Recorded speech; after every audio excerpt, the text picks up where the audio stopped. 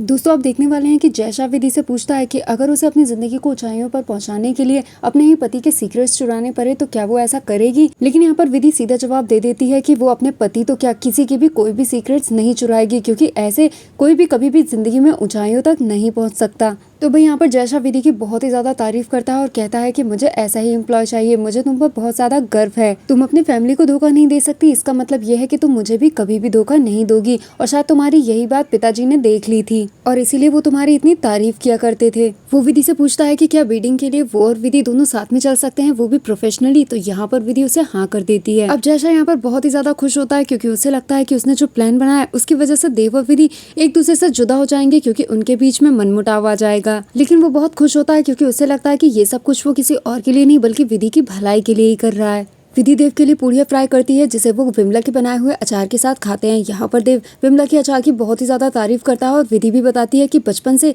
ये पूड़ी अचार उसका फेवरेट है। लेकिन तभी वहाँ पर सत्यवती आ जाती है और पूड़ी अचार देखकर सत्यवती को लगता है कि देव और विधि उसे कोई खुशखबरी देने वाले हैं, लेकिन देव उसको बताता है कि ऐसा कुछ भी नहीं है। तो सत्यवती उनसे कहती है कि तुम दोनों के बीच में उम्र का गैप काफी ज्यादा है, इसलिए तुम्हें जल्द से जल्द खुशखबरी देनी चाहिए। नेक्स्ट डे सभी लोग उठकर भगवान जी का आशीर्वाद लेंगे क्योंकि आज उन्हें ईपीएफ ग्रुप के टेंडर के लिए फाइट करना है। तो राजन परिवार बहुत ही ज्यादा एक्साइटेड होगा। यहाँ पर विधि भी यही प्रे करेगी कि राजन परिवार को ईपीएफ ग्रुप का टेंडर मिल जाए। विधि जब जयशा के साथ बीडिंग के लिए जा रही होगी तो यहाँ पर जयशा विधि को बताएगा कि बीडिंग आज विधि को ही करनी है, जिसे सुनकर विधि काफी ज्यादा शॉक्ड हो जाती है, लेकिन फिर भी वो ऐसा करने के लिए तैयार हो जाती है। लेकिन अंदर जाने के बाद विधि को पता चलता है कि यहाँ पर उसे फाइट किसी और से नहीं बल्कि अपने ही परिवार वालों के साथ करनी है, जिसे देखकर वो काफी ज्यादा शॉक्ड होती है। लेकिन यहाँ पर सभी लोग विधि को देखकर काफी ज्यादा खुश होते हैं। यहाँ पर विधि प्रे करती है कि ये टेंडर देव को मिल जाए और देव प्रे करता है कि ये टेंडर विधि को मिल जाए। कंपटीशन 3 कंपनियों के बीच में होता है जिसमें देव की कंपनी को प्रेजेंट करने का मौका विमला को मिलता है, तो वहीं विधि भी सुपर फीस फूड प्रोडक्ट्स के प्रोडक्ट को प्रेजेंट करती है। यहाँ पर विधि की प्रेजेंटेशन बहुत ही ज्यादा गजब की होती है, लेकिन टेंडर सिर्फ उसी को मिलेगा जिसकी बीडिंग सबसे कम होगी। तो यहाँ पर बीडिंग स्टार्ट होती है और बताया जाता है कि ये टेंडर किसी और को नहीं बल्कि विमला की बेटी विधि को मिलता है। राजन परिवार इस बात से बहुत ही ज्यादा खुश होता है कि आखिरकार जीत विधि की हुई। लेकिन यहाँ पर विधि काफी ज्यादा उदास हो जाती है क्योंकि वो चाहती थी